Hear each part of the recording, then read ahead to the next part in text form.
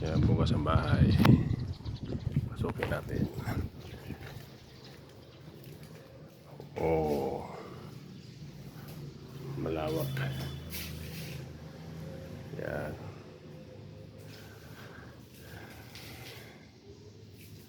Lababo.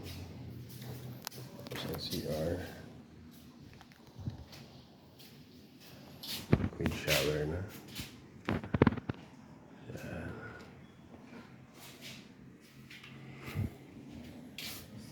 Labas.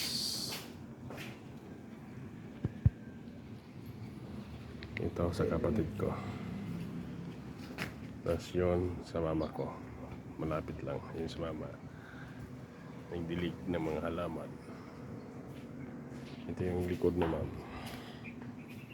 Yan yung lawak ng likod, no? Ganyan pala to, bro? Yan, pabungka lang natin to sa